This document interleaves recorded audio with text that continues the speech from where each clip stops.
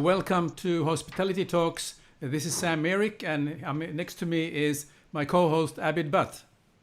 How are you, Sam? I'm excellent.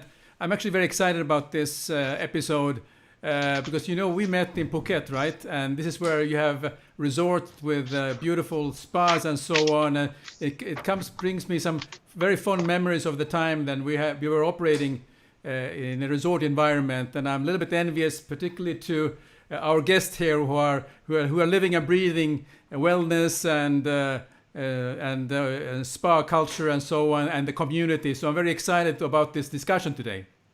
I think it's going to be a great conversation, Sam, a topic that is very appropriate on multiple different fronts, particularly as we dealing with this pandemic. There were stresses in our lives even to begin with. The pace of life is pretty amazing now, but now couple that with COVID and limited amount of interaction, it is creating a whole new element of wellness, and we look forward to hearing from our guests today. So, if it's okay, Sam, shall we start it out? Let me first and foremost bring in Lisa Starr, who's principal of Wynne Business. Lisa, welcome to Hospitality Talks. Thank you for having me. Well, thanks for taking the time, Lisa. I know you've done a lot of work all around the globe, but just help us understand a bit of the evolution of wellness and origins, because if you keep going back, it was really thermal springs, as far as I could understand. That's where it began, and now it is a multi-billion-dollar industry worldwide. Well, let's see. How long do we have? Wellness really started in the 5,000 years ago in the ancient civilizations. Who look at Ayurveda, right? And traditional Chinese medicine. They practiced wellness back then. I don't have time to go through all the iterations in between, but it started to become popular in modern ages. I would say in the 80s, we started to see that word again. Don Ardell published a book called High Level Wellness in 1977, and it was kind of the first time that word had appeared in modern times. And those of us, all of my colleagues on this call, we know that we haven't seen the explosion of the word wellness like we have in the last 5 years. It's just become huge. And why not? It's a great word, and who wouldn't want to be well? I think it pairs with the consumer realization that they have control. It's not up to what the doctor says. We have control in the way we eat and live and exercise and sleep and all of the good things we do to be well people. And of course, now that has become a prime focus.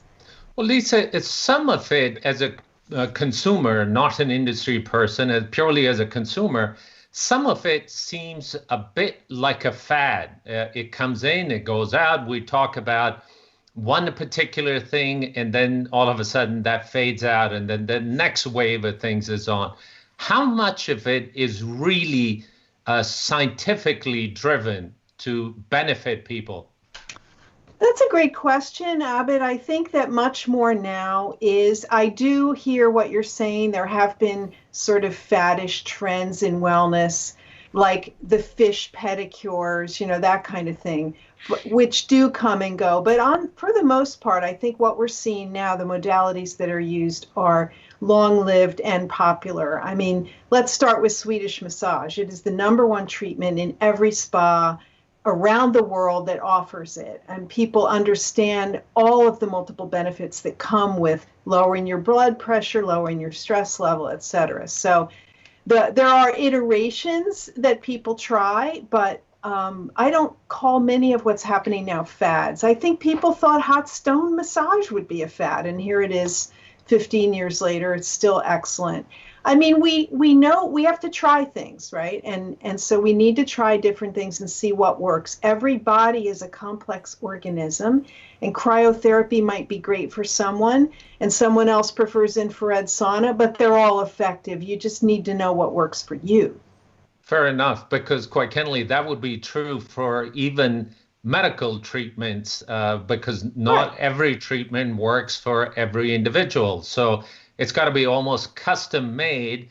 But when it comes to wellness, I have seen the peaks and valleys, but certainly collectively, this industry has grown tremendously. There is a bit of wellness wash, if you would, that people try to exploit it. And I must confess, even in hospitality at times, we have done more marketing than reality. Do you have any thoughts on that? Many. Let me talk. I want to address something you said earlier about it being a multi-billion-dollar business. It's more than that. Wellness globally is estimated at a $4.5 trillion business. Now, these are numbers we never used to have, but thanks to the Global Wellness Institute, who does all of these great studies, we now have much more succinct data on our silos and sizes of our various wellness industries. So wellness is right now about a $4.5 trillion industry. The spa portion of that is estimated at $119 billion. It's a small part. We have the beauty and anti-aging section, which is $1 billion alone in skincare and products, and fitness and physical activity is coming up right on that at $800 billion. So it's a huge, huge industry. And to address your question, what is the point of it, right? It's to make us feel well, but we have to try the different aspects to know what works. I do see, yes, there are some properties that put the word wellness in their title. And then when you get there, you're not sure where the wellness is, so that there is a bit of that, and we have to caution against that. But I think that your consumer is so much more educated today, thanks to the internet and the amount that we travel, that does not last long. I mean, if someone comes to your place and it's not well, or you say you're a wellness resort, but you're not serving healthy food and you have sodas and plastic straws, and people don't come back. You cannot be successful that way. You really do need to be authentic. That's at the root of most wellness practices. So I think that we're going to see much more effective use of wellness throughout resorts, and I'm sure my colleagues will address that as you get to them. Fabulous. Sam was talking about it earlier as we started the session, because having worked in Asia, particularly Thailand, a lot of the treatments and a lot of the principles almost originated in monasteries, and then they became a everyday place. In not only that it is healthy practices, but it's almost a spiritual experience, if you would. What types of wellness activities have delivered best results or best following, if you would, from a consumer perspective? Well, back to massage, as I said, I mean, it's the single biggest demand service in every spa globally. But I think that consumers are taking so much better care of themselves in all aspects. We've seen explosions in facials. We have high quality skincare. People are very concerned about the products they put on their skin because they know it penetrates into their body. So they want great ingredients. They are really into movement and physical activity, and hence last year's Global Wellness Institute study, which blew up the size of that segment. I mean, look at the explosion of yoga, of other movement therapies over the last 10 years. And now we're seeing meditation studios and places where I can go to be spiritual. And then you think about how you feel when you exercise. I mean, I exercise almost daily. Actually, today was my day to not do something. And I took a 5-mile bike ride, which was my not doing something. I'm not like super fit or anything, but I feel better. I have energy for my day. And I think that as consumers embrace that, they realize this is good living, right? Eating right, moving my body, using my brain to think some spiritual thoughts, and then going to the resorts that Cary designs and like Tracey runs to see that whole life circle happen for you. And then you go home and you know how to do it and you keep it up. So, this fountain of youth have been sought after since the beginning of times. Are we coming closer to finding that? It's funny, you know, I'm not a doctor, but there are some physicians that if you ask them, they say, well, there's no reason people can't live until 110 or 120. I mean, if you live right. Do we want to? I mean, do you have quality of life? That's obviously a very personal decision. But look at the lengthened lifestyles. I mean, we are seeing people live longer every year because we are taking better care of ourselves. And frankly, we have better health care around the world. Well, the centenarians around the world, that segment continues to grow. There are more blue zones around the world than we've ever seen. Apart from healthy living, at least one of the things that I recall reading that came up over and over again was a purpose in life. Mm-hmm. How do we take that purpose in life and combine with wellness principles? Well, I think, Abid, that it's about living the life you're meant to live. And that's an easy thing to say. It's much harder to accomplish. But it involves looking inside yourself when you get up in the morning and saying, am I doing the work that I enjoy, that is rewarding? Am I meeting other people? Is my social sphere good? Am I good physically? And all of those things combine. No one's perfect, right? We all have some aspect of our life that isn't maybe where we want it to be. So we know it and we work on it. I mean, that's all you can do. I can't say that for me personally, I have a goal of living to 120, but I do have a goal that every day I'm here, I get the most out of that day. And if it ends tomorrow, so be it. I don't want regrets. So that's mental wellness, right? And everybody has to come to terms with what their wellness looks like. We can't prescribe to them. But I do think you need to be conscious of taking care of the vessel of the body in order to get your mind as long as you can. Keep your mind going. Very true. It is up to each one of us to decide what works for us. Lisa, I'm going to turn it over to Sam here in a little bit, but before I do, how can spas, since that's a big component in the wellness industry, how can spas create a competitive advantage? Competitive for themselves versus other spas? That is correct. Well, there are all different types of wellness and all different kinds of spas, you know, and you have to think about the consumer that you're after. What is the demographic of that person? Where do they live? What are their practices? What is their age group looking for? And create a space that's right for them. Cary can speak more to this. I would say that you need to know what your brand stands for, and you need to be sure that you communicate that in your marketing. The fact that you do massages and facials, whatever, I mean, there's 26,000 places just in the United States that do that. What's different about coming to your place? And is your branding clear and obvious to the consumer? And is it evident when I visit? Not just a marketing promise, but when I come into your space, do I feel the essence of your brand? Those are the brands that are successful and they gain clients and loyalty. Now, in mature markets, and we'll talk about US, most of this is licensed and regulated industry. The profitability on these facilities is always a challenge. Any best practices that you can share that makes these facilities, the spas and wellness facilities, more profitable from a business perspective? Do you have a couple of hours for that one? To boil it down, I would say that you obviously need repeat customers. I mean, the market, and it depends on you're a day spa, a resort spa, a destination spa, like Tracey will share with us. You have a finite number of customers. 7 billion people in the world can't all come to you. So you need to get repeats. You need to deliver an authentic experience. And you need to make sure that you have a very sharp eye on your P&L and that you keep your costs where they need to be for your set. It's so important that you know what your compensation should be, what your cost should be, and that you keep within those operating guidelines, because you're right, the margins are narrow and they have to be carefully watched. However, even a small profit can be enough to keep that going, and many spa owners are happy to and passionate to be in the industry, so it pays in the end. I think it's a lot of labor of love that goes into planning and designing and executing and operating these things. and that's really what makes it successful. I was hoping to get that secret recipe to bring 1 billion clients to my spa, but we'll have to wait for that.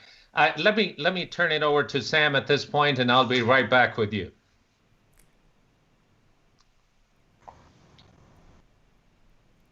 Sam, over to you. Yes, I'm over here. The producer was just getting here a little bit, but now we are here, and Lisa's next to me. So I want to address something which through the years I've been working in hotels that has spas and so on, and has been third-party operators, and so it's the therapist and the quality of the therapist. How well do they know their product? And because I see that as a customer, when you enter a spa, the spa has a great opportunity to create a bond between themselves and the customer and develop a sort of a return customer opportunity. But I see there's also some challenges with the therapists that about their know-how and how they can also be more of the ambassadors of the spa. So could you address some of the thoughts that you think would be beneficial to the spas to pay extra attention to accomplish this? The staff is the heart of the spa. Of course, we design and operate beautiful facilities that people come to and they say, wow, it's great, but they don't return to the spa because you had nice curtains or beautiful seating. They come for the experience that they were given, and that's due in no small part to your therapy staff. We have a problem globally in that we don't have enough therapists to meet the growing demand that we have. Enrollments in schools are down as demand rises. This is a global problem. It's not just US.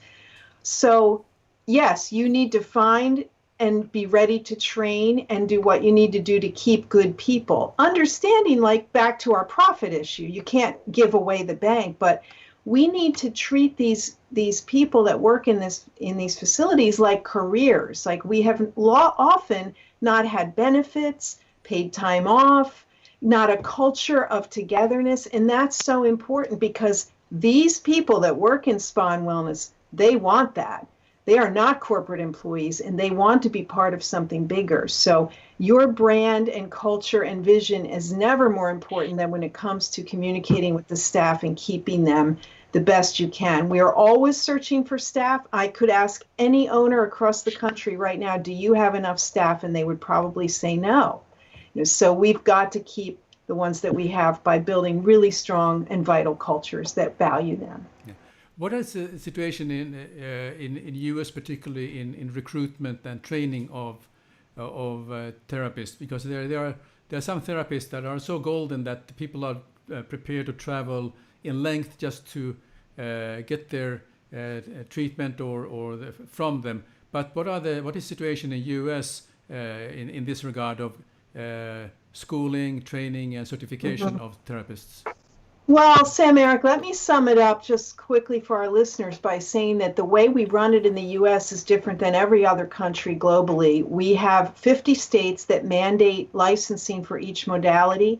Massage is its own, and the other therapies, nails, hair, facials are different. So not a beauty therapist like it is in the rest of the world, here you have a specific modality that you are licensed and trained to do. We have beauty schools that are machines that turn out people that may not be trained. And so if you are in the US and you are hiring therapists, you cannot expect them to arrive fully trained. You are probably going to need to supply some more training of your own, not just on your rituals and standards, but to get them up to the quality that you're looking for. So we need to be good trainers here. I wish we had CBTAC and ITEC and the structures that are used elsewhere, but unfortunately the United States does not, and I can't imagine in my lifetime that we will. So we have to work within the framework of what we have. Obviously, a licensed trained therapist is your goal, but know that training is, it's not to the letter in each state or city. Have you seen any changes because of the pandemic and also the stress factor which is up in people, that are there some worries about using spas at the moment, and if so, what are the things that what kind of treatments are they coming for, or has there been any changes in this aspect? This is a complex question, Sam-Erik, but I can tell you that the demand that we've seen in spas that have reopened has been fantastic. Spas in the U.S. started reopening in late May, and many more in June and July have come on board. We're seeing the UK come online just last weekend. They were able to do facials, and we're seeing tremendous demand where they're open. Some places have capacity issues, so we can't fill them. I can tell you personally, I have a client in Maine state in the United States that's a massage studio that's fully booked from the day she reopened. I mean, she's as many therapists as she's got customers. So I'm not seeing fear from the customer side. We were always hygienic environments. We are state board mandated. We are clean. We're just bringing that out to the forefront now. We're seeing a little bit of fear on the part of therapists returning. And maybe Tracey will address that as well. But there's been a little bit of hesitancy in workers wanting to come back. And that was fine when we have capacity restraints on our volume. But as we ramp up, we're going to be looking for more people once again. But I think this virus is not going away. We need to learn to live with it. And it will go away, and there will be a vaccine in a year, and then there will be another one. We just need to learn to be well, right? To be healthy people so we aren't susceptible in the first place. Yeah. In the US, is there now as part of your daily, your lifestyle, that also going to day spas is something that people tend to do, or is it more of going on a long weekend to a beautiful resort that has a spa? What is sort of the normally in US? I would say that day spas are the more prevalent model here. Out of the 26,000 spas we're estimated to have in the U.S., I believe 22,000 are day spas. But those people, those consumers have been to resort and destination spas, and they love it, and they come back and say, well, I can't go there every week, but I can have a little bit of that in my neighborhood at my local day spa. Very good. Well, thank you. I will get Abid back online here. So. Okay. Thank you, Sam. Lisa, one last question, and I'll bring on our next guest at that time.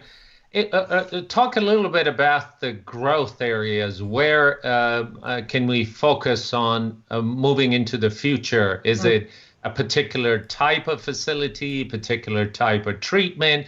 What kind of demographics we can focus on? Well, I'm anxious to hear what Cary has to say on this topic, but I will tell you that I think we need to rethink our model a bit. I think that what we do, the one therapist, one room, one client model, is a little dated, and I think we need to think more social, groups, things you can do without appointments, things you can come and do on a Friday night with your friends. I was in Tokyo, and I went to a bathhouse at 10 o'clock on a Saturday night, and it was full of young people having ramen and using the baths. Like, we don't have those options in the US and in many parts of the world, and we need healthy things for people to do. So I think we need to look outside of what we're doing and get a lot more creative, and there's lots of fun things coming. That's fabulous. There is a lot more to experience in this industry. Some of the things that you brought up, of course, they are culturally embedded in some parts of the world.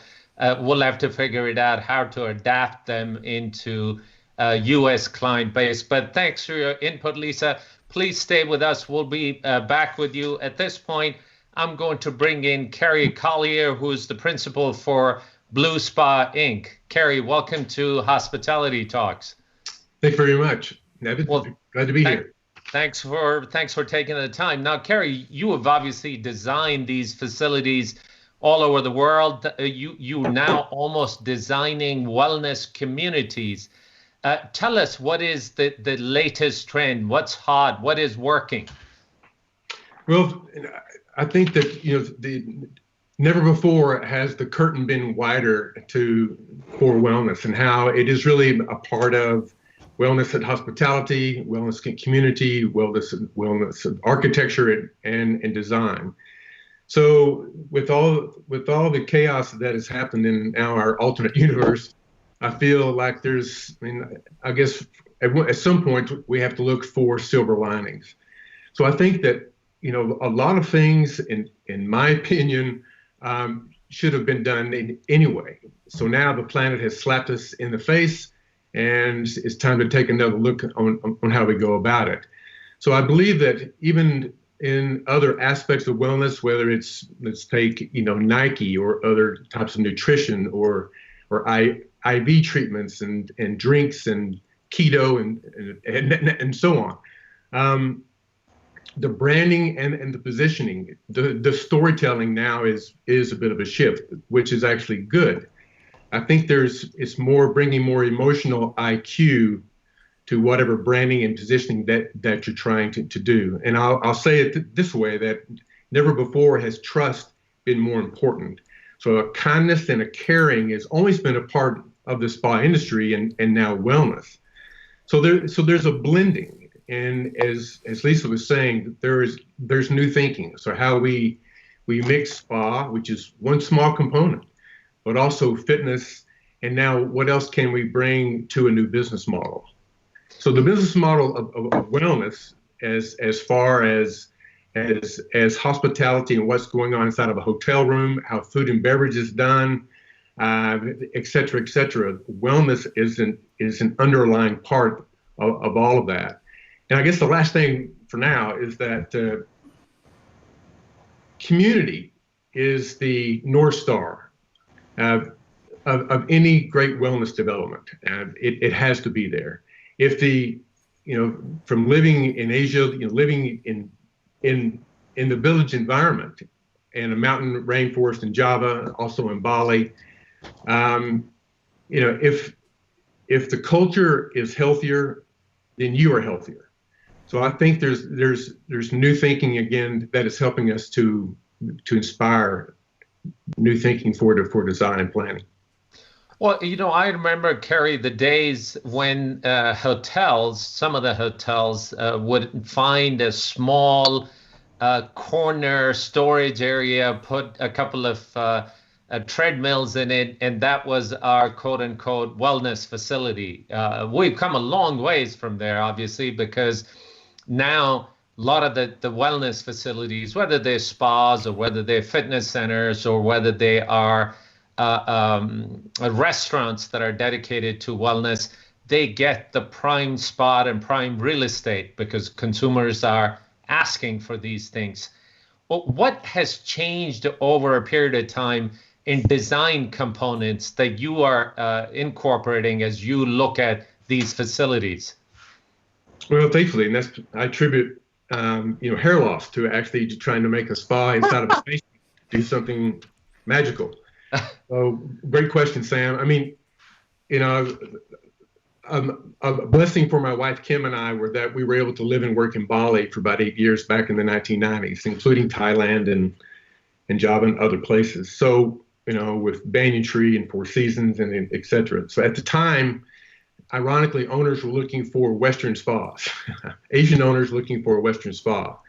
Western spas were terrible.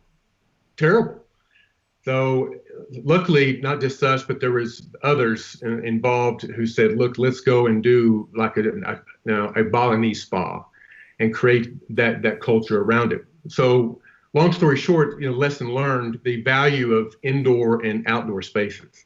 What can happen when you blend that? So in a way, I mean, taking the village concept and implementing that in how you do design from beginning until end, the journey that we call it inside of a spa.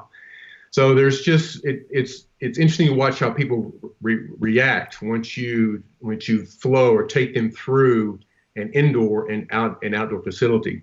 One small example is I remember always from working in Bali, we had just opened the Four Seasons at Jimbaran Bay as far as the spa there. And Kim and I were also involved in operations at that time, more Kim than I. But a lady came up to me and she was smiling and said, I was naked outside today. And I'm like, oh no. But she said, no, I had an outdoor shower. And it was an outdoor shower. It was just the most, I could see the garden and so on. So it's pretty liberating sometimes, the things that can happen in spas in outdoor spaces. And you're absolutely correct. In particularly in Asia, places like Bali or Phuket or some of these other tropical destinations, even closer to U.S., weather plays into it. But in Bali and Phuket, it's very much cultural elements that are imparted into how the spas or wellness facilities are operated. What changes do you anticipate now that we're dealing with this pandemic? Do you see that our designs would evolve? Would they look different? And what would that be like? They are changing, and it will be different, which is good news for everyone. As mentioned, I mean, nature rules right now. Nature, green spaces, and atriums that may have a hammam inside of the middle, in the middle of it. Lagoons associated with botanical gardens. Farming, other gardens. Instead of just having a bunch of lawn space that may be toxic from insecticides and herbicides, it just sits there doing nothing. It's bringing more purpose to these kinds of spaces. So there is that, and certainly in urban spaces, those that are, I think, more urban density type of properties have more challenges. But new designs are adding more elevators or using more glazing or glass on how they just give the transparency between spaces and so on and so forth. But also, things like air quality and water quality have probably never had this much attention. Thank goodness. And not very long, you'll be able on your mobile device to be able to go into a new hotel or resort or a new wellness community. And you'll be able to find out what the air quality is. If you can imagine, you just spent $300 million on a development that's taken 5 years. And social media is just hanging you by the neck on your air quality, especially now, then you're doomed. So thankfully that is giving more attention, and including water. The materiality, I think there's more interest in creating just more of a clean eco environment, which is great. I mean, that's what wellness is all about. So, I mean, if you're going again back into a new facility, and some of the materials are toxic, or what is in your landscape is toxic, it just doesn't make any sense. So now it is, because that's what the market wants. It's market driven. Let's talk a little bit about nature and natural components in wellness and healing. Obviously, it's been used over many millennia, I guess, particularly when you go to older cultures and also organized religion, it's been used. Talk a little bit about that. How are we incorporating into our daily life today? Obviously, we've gotten somewhat accustomed to comfort creatures, but how do we incorporate some of that in our daily life today? I love that. And I'll start it by saying, by the year 2030, 20% of the U.S. population will be age 65 or over. And remarkably, in Japan, 43% by 2030 will be over the age of 65 or over. So I equate that with, as far as quality of life, something that Lisa mentioned is that having an outdoor, whatever you want to call it, something that is a part of your daily regimen, however you do it, whether it's active or passive or both. My wife and I and our 2 daughters are very fortunate and blessed to live in Montana. So during all this, we've had a lot of outdoor space. But something that we did, for example, during quarantine, we were able to go outside here, thankfully. But is to go to someplace new that we have never seen before in the 20 years that we've lived here. So just small things. You can just start small. It doesn't have to be, well, I'm going to start doing 10-mile hikes on the weekend. If you can, great. But it also can be small things. And there's something enriching about nature. Forest bathing is a term that's come up in wellness. From living in Montana, that's just going for a great hike. But if you want to sit by a tree or a cluster of trees and understand the birds and the fauna on the floor and all that. I mean, there's really, I mean, it is completely eye-opening, even when you think that you are aware of the outdoor spaces of where you are now. You may not be. There are wonderful surprises there. And so how it transforms people from witnessing that inside spas, especially at a time when in the cities and now that a lot of people have been cooped up, it is a great time to get your feet in the grass. So and also in the United States with the rise of diabetes and the fact that, for children at a young age that haven't maybe they've never seen a horse except on, television. So things that some spas are doing is, it's almost like a petting zoo where you can go and have an hour with puppies or, there's wondrous variety that can be content rich for either an urban spa and certainly for more, out of the city type of places. Well, I must confess, even personally, for the longest time, my definition of camping was being able to roll over and dial room service. But I had an excuse. I'm in the industry, so things have changed. Quite candidly, I've realized that the older I've gotten and more I've experienced around the world, nature is absolutely beautiful. Cary, I'm going to turn it over to Sam in a second, but talk a little bit about some of the attributes, key attributes that make a successful spa or successful wellness community. The magic question, in our work, we're often the question that we get, or the directive that we get from ownership is, all I'm going to say is this: is do something that no one has done before. So I think that wellness is now this blend, or this intersection of spa, of fitness, and then wellness, and also as the business model, just relying on therapists, which is always important, and that's not going away. But there's a cost of labor and a cost of doing business with that is inherent. So I think with new thinking and new experiences now, and getting indoor and outdoor, even in the city, that you go to more of an access fee model. So what I mean is you have, Lisa mentioned a bathhouse in Japan, great idea, or soaking retreats, or hot springs type environment with maybe not hot springs water, but it's enhanced water for water immersion. The technology is there to do that. And intermix that with garden spaces and fireplaces and a mud house and cowboy bathtubs and saunas and steams and a vent sauna that may hold up to 100 people. That type of thing. A hammam that's intersected with cold spots and hot spots and garden areas and virtual reality. These type of things are all on the table now. But it's as if we've taken what we've done before and thrown it up in the air and see where it lands, which is fantastic. So in order to create a village, it takes a village of people to get this done. So it's not just us. It takes a great team, to do that.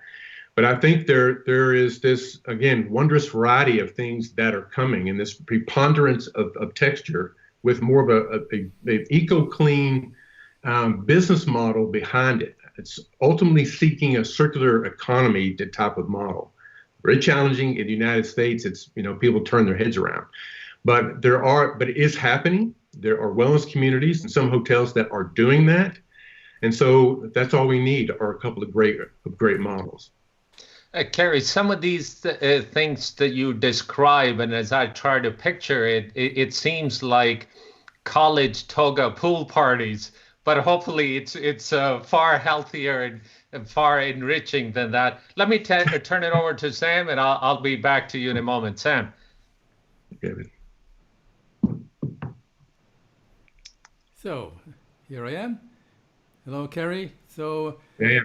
I want to, before I start any questions, we have a viewer who is based in Bali, Mahendra Shah, and he's very active on LinkedIn at the moment. And if, with your permission, I'm just going to read something he just said.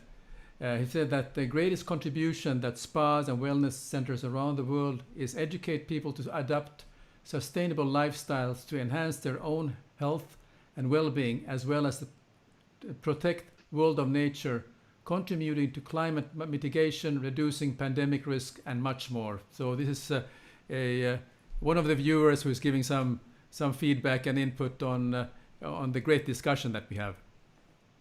Selamat malam and terima kasih to Bali. I appreciate that. That's well said. Yeah. Can't beat that. Yeah, well, it's a shout out to Mahendra Shah, who is based in Bali at the moment, and he's joined our broadcast today. A little bit about your development. You're having the wellness community. Sounds very interesting to me. Can you dig a little bit deeper on what it actually means, and what are the sort of the trends in US at the moment? Because I'm sure that it's also something which is adaptable globally. Well, it's, the foundation componentry, I guess, is environmental, community, economic.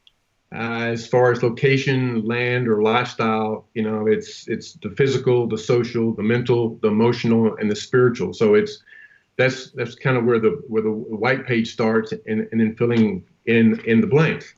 More walkable communities, autonomous vehicles, doing away entirely with the old suburb model to where we're having to drive everywhere. And so it is trying to bring this village or community component into a wellness community. And there's some great things happening. I mean, Serenbe is probably one of the first ones to really carry this off, and really was talked about a lot.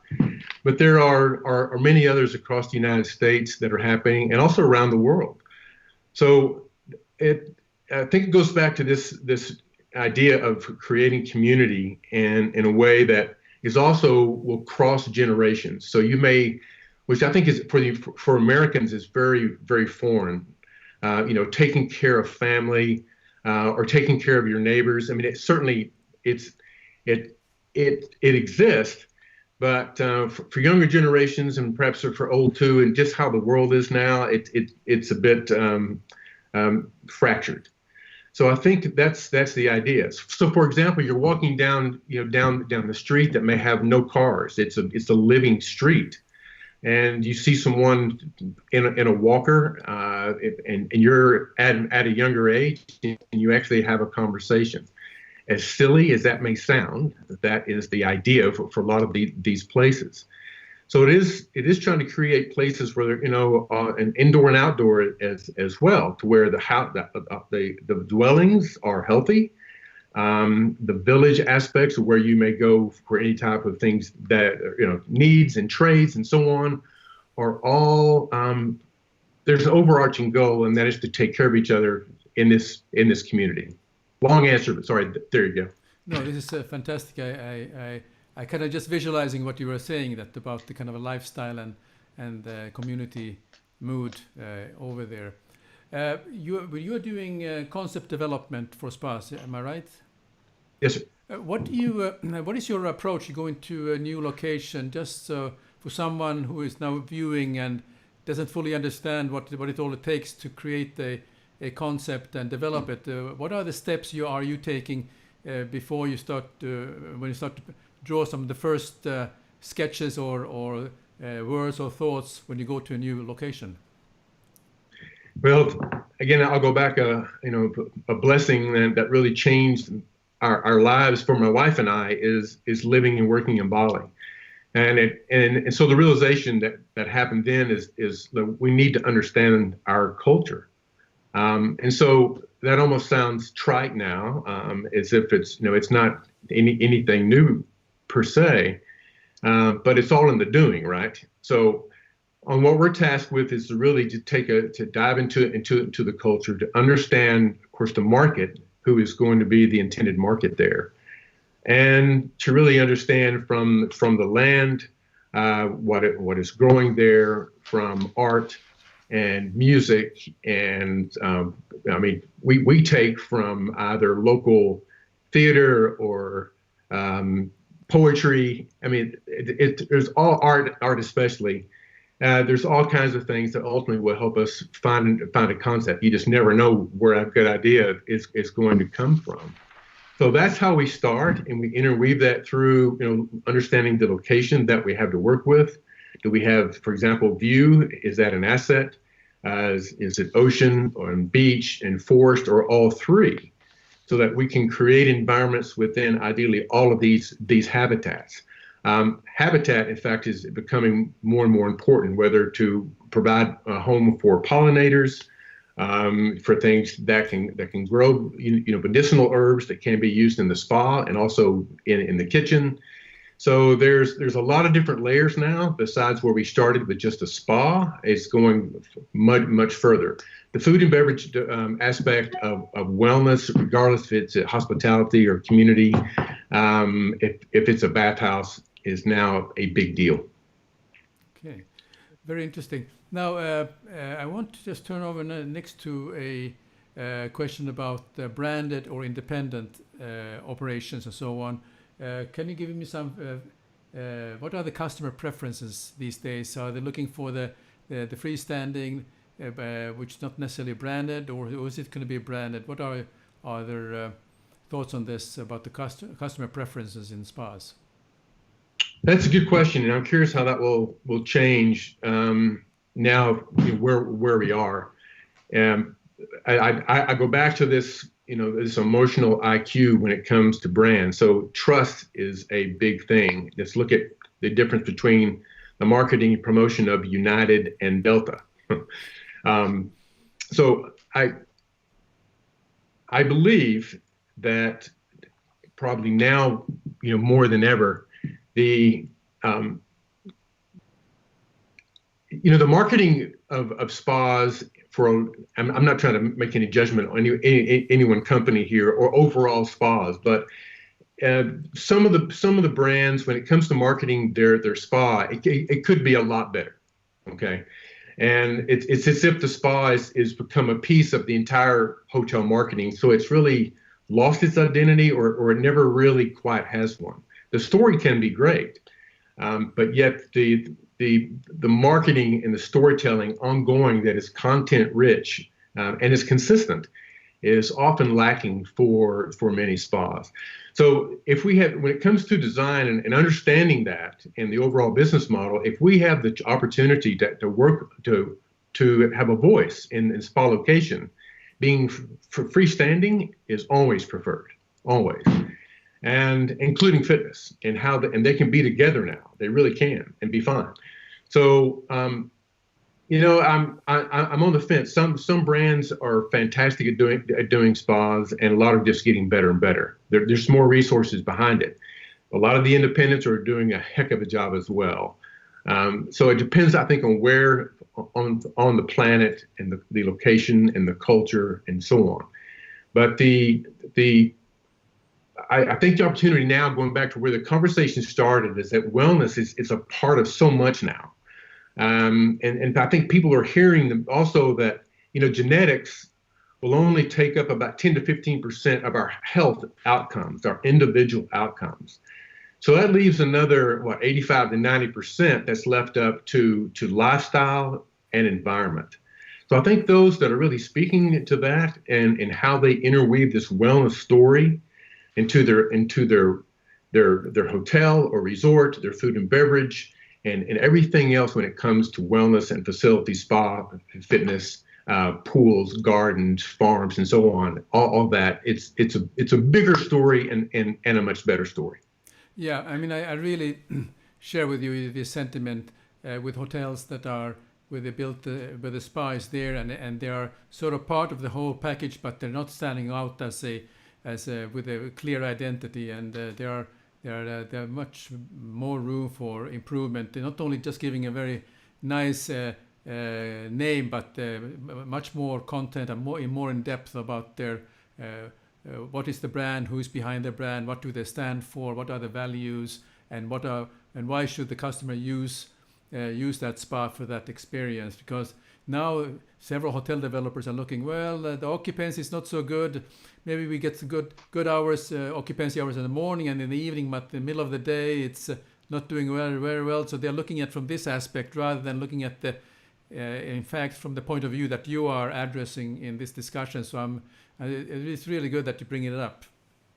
Well said, Sam. Yeah. Thank Thank you. Well, I turn over now to Abid. So thanks for Sam. answering these questions. Thank you very much. Cary, one last question before I bring in our next guest. Talk a little bit about some alternative revenue streams, even before COVID, but more importantly, with COVID in place, as we are starting to reopen our facilities. What else can these facilities do to continue to bring some revenue in? Because right now, particularly, it's all about survival. That is a really good question. You know, some of the work we started doing before the pandemic, just because of the challenges that we're getting from ownership to say, look, what can we do different? What do you got? You know, what's your answer? And so working through that is where we came up with the idea, and we actually have a business model called Blue Galaxy that is ours. But we're using that still for every project that we're working on now, and that is, as an alternative revenue stream, is this access fee model to where, for example, you have an outdoor area, indoor and outdoor area, that is planned to be multifunctional, multi-purposed, so that whatever we think is going to work before this place is open, it will change. So therefore, the facility is able to adapt. We think that's really important, and it's not boxed in. So it may be a collection of pools at different temperatures. It may, for example, be like this event sauna, which I think some people in the United States need to hear about. So it's engaging and activating type of spaces that either they can be activated for groups or the individuals, or it can be left alone in more of a private, quiet, solo individual experience. And that's, so you pay an access fee to enter this space, either for a certain amount of time or for a day. And so it's a usage fee of these facilities. And in those facilities, then there are other opportunity for revenue generation. There can be other type of other type of treatments that may be in a treehouse. There may be a collection of bathtubs for soaking. So there's and then there's the food and beverage aspect as well, which can be done in a small way or a bigger way. So that type of thinking we're seeing success with, and I mean it's a whole new palette. So I think that we have a lot more to do, thankfully. Well, Cary, thank you for all the insight. It's been terrific conversation. Please stay with us. We'll be right back with you. But at this particular point, I would like to bring in Tracey Welsh. Tracey is General Manager of Red Mountain Resort. Tracey, welcome to Hospitality Talks. Well, good morning, and thank you for having me. Well, though unfortunately, I personally haven't gone to your facility, but having read a bit about it and seen some pictures, it truly looks heavenly. Well, thank you for that. I feel very lucky that I've gotten to spend much of my career at Red Mountain Resort. Fantastic. Tracey, tell us what attributes are your clients most interested in when it comes to Red Mountain Resort? What would be that must-do thing that they come to you for? Well, as we've spoken quite a bit about, it's really reconnecting and getting out in nature. It's a transformative experience for many of our guests to really be outside of their typical four walls. And so above and beyond, each guest comes and participates in our daily guided hiking program, which we are fortunate to have about 7,000 acres right outside of our back door that our guides will take guests for 2 to 3 hours out in the trails each morning. Well, I guess having that much of space and that expanse of nature COVID is not an issue and you can truly enjoy it in the safe environments and connect with the nature. Have you seen some generational differences? What is it the boomers are looking for versus millennials? Or are there different wellness demands that your clients are asking for? Not typically. I think that, as Lisa mentioned earlier, that, the thing that is always consistent with wellness is physical movement and massage. Being true to who your resort is and making sure that you're offering wellness throughout your entire experience. So clean eating, making sure that there's lots of physical movement, opportunity for spirituality, and an education component as well. I think is the hallmark to what it is that the destination spas, really pride themselves on doing. Now, you are in the throes of reopening your facility because, as we were talking earlier, it's been shut down for a couple of months. What sort of demand are you seeing coming back, and what types of things are you having to implement while we live with COVID and you starting to reopen? Thank you.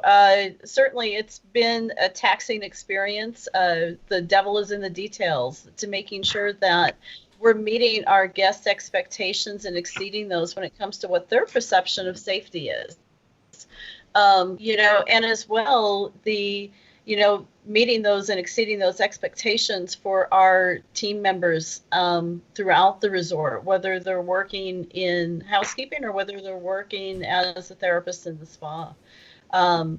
It's a lot of listening. It's a lot of attention to detail. It has been an extraordinary amount of education, both from the industry and self-education as well. And that, emotional empathy, to really listen to all of the stakeholders involved and making sure that you're genuinely hearing their concerns. Well, and I'll turn it over to Sam in a bit, but in reopening, I'm sure not only that you have to consider safety of your clients, safety of your associates, the treatments that you were doing prior to pandemic and prior to the facility being shut down, reintroducing that back into the facility, but in a safe way. Are you having to change any of your operating procedures as we are living with this pandemic? I don't think that there's an operating procedure that we haven't addressed in one way or the other. It has really been a true reopening to be able to take a look at each and every aspect of what we do and make sure that we're doing it in a safe and responsible manner. We're actually exceeding what our state guidelines are as far as reopening, because we want to make sure that the guests who are coming from other areas of the country feel very comfortable, and we're addressing those concerns. Specifically spa-wise, we're not going to do body treatments or things that involve our Vichy showers. We're not going to reopen our steam rooms immediately, just so that we can ensure that we're meeting those sanitary requirements. We could, under our state guidelines, I believe, do that. We just don't think it's responsible to do so yet. Otherwise, we're taking a lot of things outside. Fortunately, we have a temperate climate as we reopen in fall. Our fitness classes will be outside. We'll do yoga outside. Of course, hiking happens outside, and we have plenty of space on the property for outdoor dining. Indoors will be available too, but social distancing will come fairly easy for us. We'll have to have you back to tell us what the customers are saying, because I'm sure everybody is stressed out to the nth degree, and it'll be a fabulous way to reconnect with nature. But let me turn it over to Sam, and I'll be back with you in a moment. Sam. Thank you.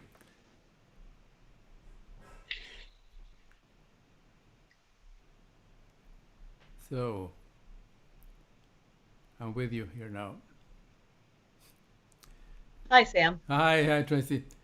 I want to take it a little bit more personal than you have so eloquently explained what you're doing for the opening, but because people who may not know about the resort but your background, you have been in a resort for a long time, and you were in Illinois, if I'm not mistaken, before you moved to Utah. I'm just curious about what does wellness mean to you as a person? Because you need to, of course, embrace that philosophy when you're operating at that resort. So that's my question to you. Oh, well, thank you. I think that I've found the perfect place in hospitality of trying to, work with people in a wellness perspective. I can't think of anything more hospitable and personal than that. For me, it's physical movement, being outdoors. Those are the two things that I truly embrace. I think that I've probably been an introvert my entire life and have enjoyed social distancing a little too much. But being able to be part of that transformative experience that people find as they seek their own wellness has really just been an honor and a privilege for me. And I find that feeds my wellness too. Yeah. What is, in your opinion, what is the key to a healthy lifestyle? I mean, some advice you can give to people who are totally stressed out these days? Oh, absolutely. So, as we've talked about, that daily physical movement at whatever level that you can personally do, and trying to, move that forward each and every day. That sense of good mental health. I think that we are all tied up in the future and anxiety maybe a little too much. And if we just take it 1 minute, 1 moment, 1 day at a time, I think that, collectively we'll all feel a little healthier.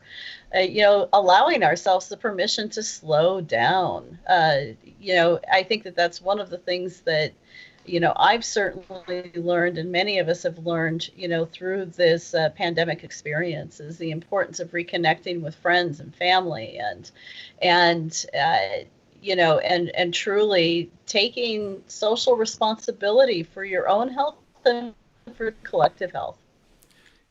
Could you address some? I'm interested about the food philosophy you have at the resort. What is the philosophy? I have taken the liberty of studying a little bit about what you are doing and so on. I saw what the chef is working on, but I'm also interested from your point of view. What is the food philosophy of the resort, and what are the things that are important to you? We certainly want to offer our guests an anti-inflammatory experience overall, but we want to meet them where they currently are and nudge them a little further forward. So if we also honor personal choice. If you're vegan, if you're vegetarian, if you are none of the above, we want to be able to provide you with a clean, well-prepared meal that fuels your body in a way that makes you happy. Well, that's well said.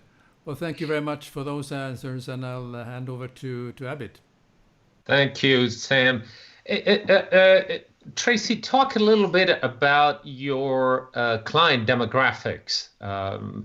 Do they tend to be more mature or older? Are they younger audience? Tell us who visits your wonderful place.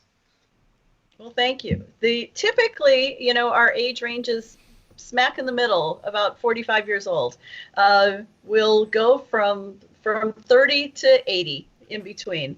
Highly female, about 65% of our guests are female. 35% of our guests pre-pandemic were solo travelers. So people really finding, taking time for that personal space for themselves to invest in their own physical and spiritual wellness. of course, we have many couples. We have extended families. More adult than anything. Our lowest age that we'll accept at the resort is 12 years. And do you have a high component of repeat clients, Tracey, that continuously come back and visit with you? Are you having to get newer clients coming back to you? And we will bring everybody back online here in a bit. But before we do that, if you wouldn't mind sharing some stats as to how many repeat clients do you have? Our repeat clientele is high. I would, be quoting that probably at about 35 to 40% each year. But of course, we're always trying to get new clients too. There are some of our guests who have been coming as long as I have been there and even longer. They really fall in love with the space and they feel very spiritually connected to our area. Terrific. Well, 30% is very healthy, particularly in a resort environment, quite candidly in resorts, because there's so many wonderful places around the world that people want to experience and visit. So hats off to you that you've been able to do that. Sam, if it's okay, shall we bring everybody back online and we can have a little bit of conversation with everybody together? And Tracey brought up something regarding the demographics of her clients, and I want to understand, and maybe I'll throw this question to Lisa first. I want to understand if there is a stigma that spas and wellness facilities are used mostly by females as opposed to males. And I'll share a personal story that I dealt with some time ago when I was in Asia. But Lisa, do you have any thoughts on that? Does that stigma exist? I don't believe it exists the way it used to, Abid. I do think 25 years ago there were more females in spas, but we've seen our male numbers going up year after year, and there are male-only spas now. In the U.S., we have men's spas and men's salons where you might design it a little differently, more remote controls, for instance, or different shape in the locker room. But no, I think it's not something just for women. Men are totally embracing it, as they should. I must share this story. When I was working in Asia, a couple that had stayed with us, the gentleman was trying to convince me to go play golf with him while his wife was having a spa treatment.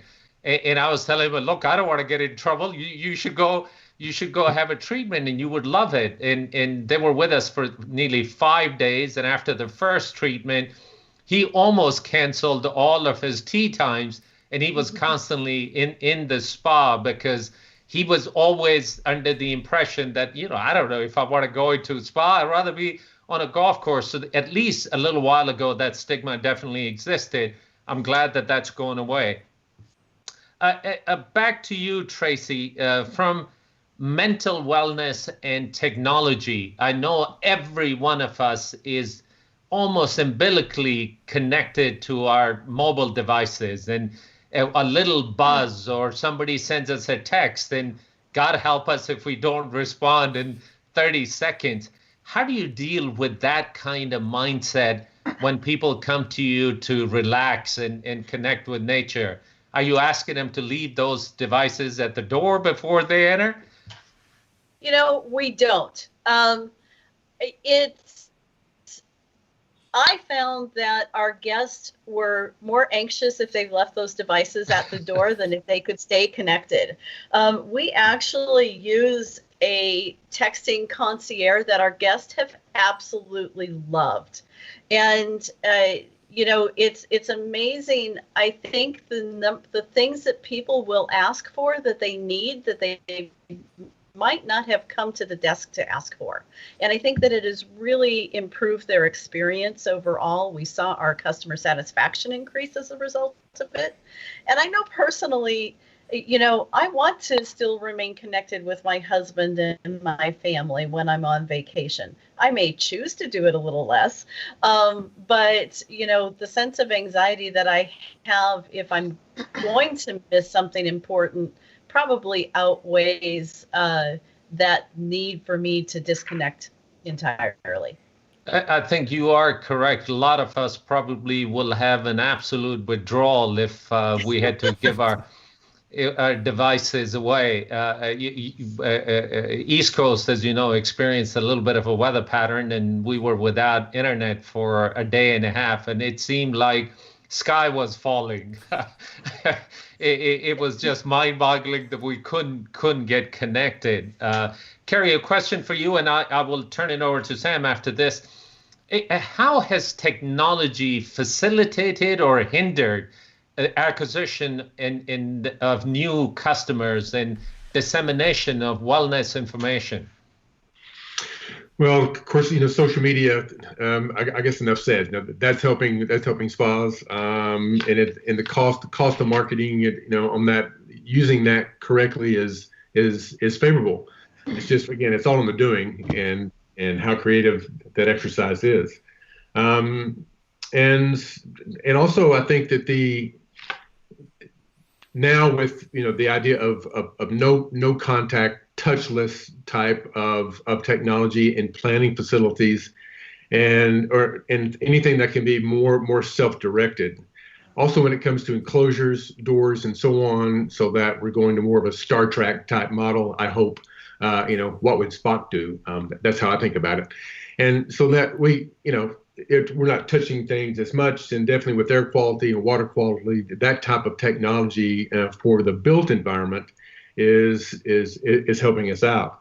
When it comes to guest experiences, then I think that, or in a guest room, and also planning for COVID, that on how we're designing, looking at locker rooms, how we're looking at planning treatment rooms and clusters of treatment rooms, how we're doing even the design of pools. We've changed that quite a bit, and we've done renderings of that. We're studying it, and I think that there are I think the end result in many ways is going to be something new and different. I love it. Well, some of the people, because of sustainability issues and healthy living issues, they prefer their weekend retreat is almost a log cabin with no running water type of stuff, which I must confess I haven't experienced it myself, and it somewhat scares me to go into that environment. But one of these days I will go out, because just the way it's described, it sounds absolutely fascinating, and it almost forces you to chill out a little bit. Sam, over to you, please.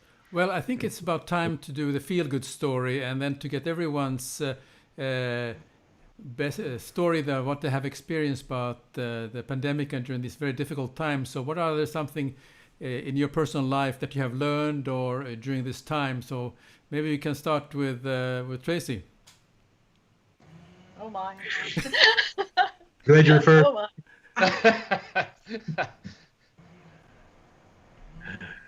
I certainly closing the resort for the period of time that we did was remarkable and humbling, and making those calls to have our team come back over these past couple of weeks has been so rewarding.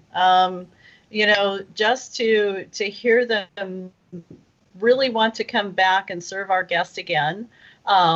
And, the number of people who chose to stick it out with us, I'm overwhelmed with gratitude for that. That would be my feel-good story. Thank you. And how about you, Lisa? Well, I want to follow up for a moment on what Tracey said. She has an amazing resort, and when you go there, you feel so at home and comfortable, and yet healthy. It's no wonder people want to come back, and it has a lot to do with leadership. So kudos to you. Personally, I think consultants like Cary and myself are on the road quite a bit, in airports every other week at least. And so I haven't been home for 5 months in at least 15 years. So it's been a very strange experience. My kids are both here. I have kids in their early 20s. We're having dinner together at night. We play Clue. My garden looks good. And I've learned that it's okay. I don't need to constantly be on the move. I can do this. I think the one wellness practice I've picked up that has been revelatory for me has been walking.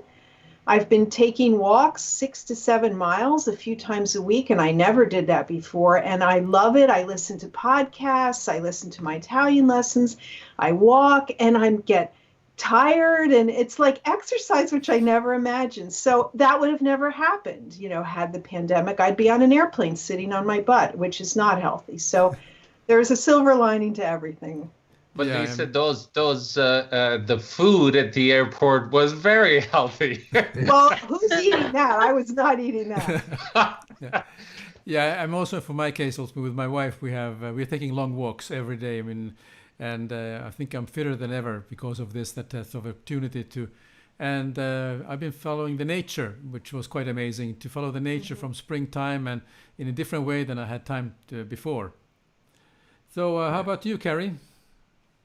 Well, I'll go back to, with our family. We're fortunately a close family. So our 2 daughters came to Montana, and we spent the quarantine time together, a month or so. So it was going to new places every day, and that was often hilarious, or it was emotional in other ways. And yeah, that was great time spent together outdoors. And we got to be part of snow into part of spring. So it was a great transition. Yeah, very good. Well, that has been a consistent theme, quite candidly, that has come out from people around the world, that whilst it might have been a bit forced upon us, being able to spend the quality time together has been incredibly enriching. We had a guest not too long ago from Africa, and he was mentioning that he hasn't had a family dinner in, 20 years. Right. And being able to sit at the same table and talk about how your day went, and not responding to emails or sitting on a plane and worried that you're going to miss your next flight. It has been very, very enriching. And Cary, you had mentioned earlier, maybe this was Mother Earth's way to kick us a little bit, to pay attention to what's going on. And I know that when shutdown occurred around the world, places like Delhi and places like Beijing, which were incredibly polluted from air quality point of view, all of a sudden, a lot of those pollutants went away.